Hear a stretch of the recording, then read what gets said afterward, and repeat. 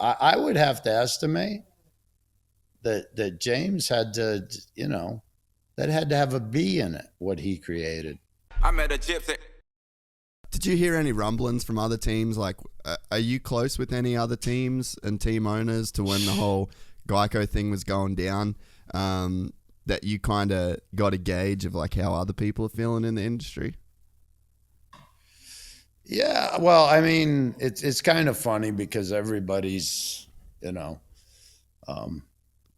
a lot of ego in 100%. the team ownership world, if you will.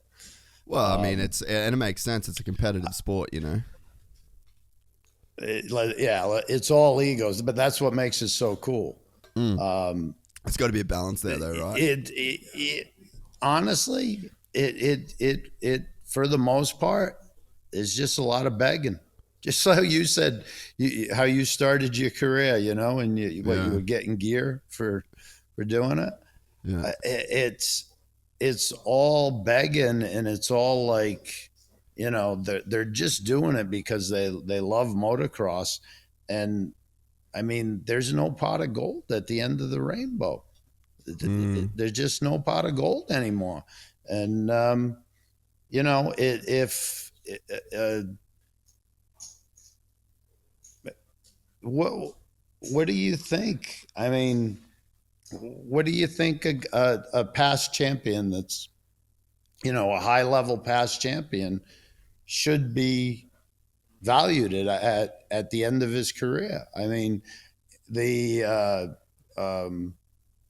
the year that we had Eli, Justin Barsha, and Wyndham, and Wyndham had led, I think he won a main event and he had led a couple, and basically Eli and Barsha killed him that year. Yeah. GEICO had brought us back a report that said we gave them $48 million in marketing value. Really? Now, that's not cash in the bank. Okay. But that's the value that they would have had to spend to get that much. Okay. And so I'm sitting there and I'm like, wow. And then that was the big year, but every other year that, we saw it, it was in the 20s. And then they stopped giving us the reports. And it got me to thinking, and I'm like, holy shit. Can you actually imagine how much revenue dollars James Stewart created? Think about that. Over the course of his career, if the GEICO team with a couple of 250 guys in one win, now not to, I mean, they became the giants of the sport, but they weren't the giants of the sport at that time. Yeah. What the hell did Carmichael or Stewart create? And you step back and I don't know.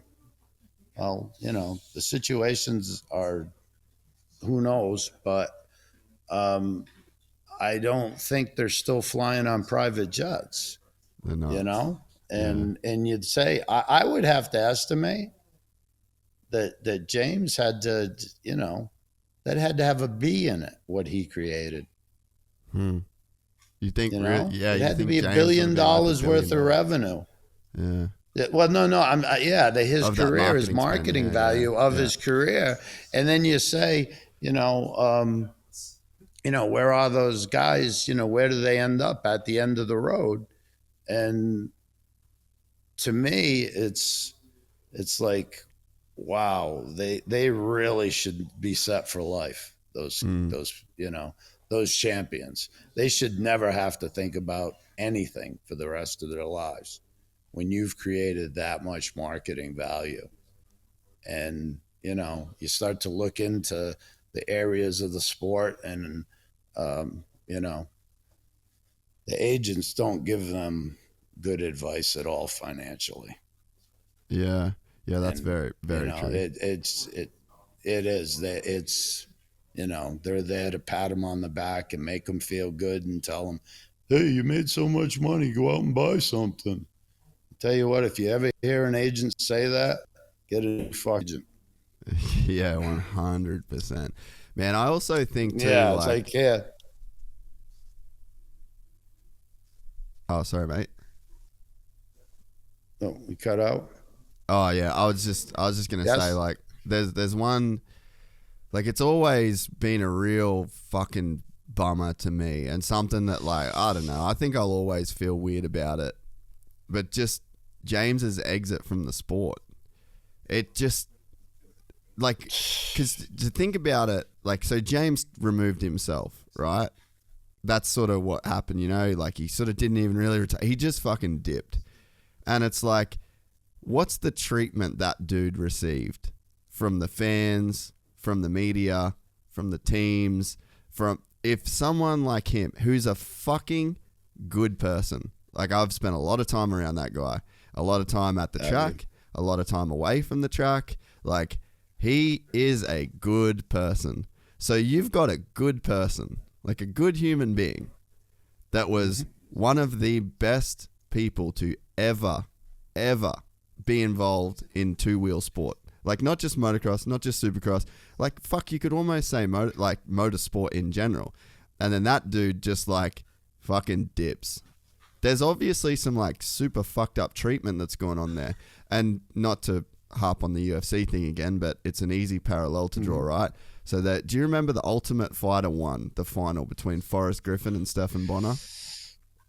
I didn't watch that, no. So it's what made the UFC what it is, essentially. So you've got these two guys. The UFC was in big financial trouble. You've got these two guys, Forrest Griffin, Stephan Bonnar. They're in the final of this reality TV show, right? They have this fucking war, like, absolutely beat the piss out of each other for 15 minutes, right? And it's live on Spike TV. And the ratings, because people, it, like, went viral through people just, like, texting, like, word of mouth went viral. And anyway, it bought the UFC out. They got, like, a big Spike TV deal out of it. They, like, yada yada yada, saved the UFC, these two dudes. Forrest Griffin is still on a paycheck with the UFC. He has a full-time job for life. The UFC is paying that dude because he wasn't around in, like, the big money era kind of thing. Of the UFC. So now they're just like, yeah, you're on, like, as long as you want to show up to work at the UFC, I'll have a fucking desk with Forrest Griffin written on it, and you just find something to do. And it's just like, wow, man. That's coming from the top. That's from Dana White. That's from the CEO of the UFC that's just making the fucking call because he can. And he's saying, you're good. And, like, James Stewart, Ricky Carmichael, Chad Reed, Kevin Windham, they're those guys. That's the, you know, Jeremy McGrath, they're those guys. And it's like, you know, I think that some of the media shit, like some of the media relations are so toxic that, you know, these guys, like, they end up being sort of anti-media trained in a way. Because they don't want to deal with the media at all. Whereas, you know, you look at, like, the UFC and shit like that, they're, like, really embracing these dudes, and they're, you know, there's always a way for them to tell their side of the story. So yeah, I don't know. I just think that one for me, like, when you talk, I've never thought about just his worth on the industry as a whole and the revenue that he generated. But, like, man, sad to see a dude that, you know, built a big part of modern Supercross just fucking feel like he had to completely dip. If you enjoyed this content, please like and subscribe. And to listen to the full 3-hour podcast, search Gypsy Tales in your favorite podcast platform or click the link in the description below. Gypsy Gang.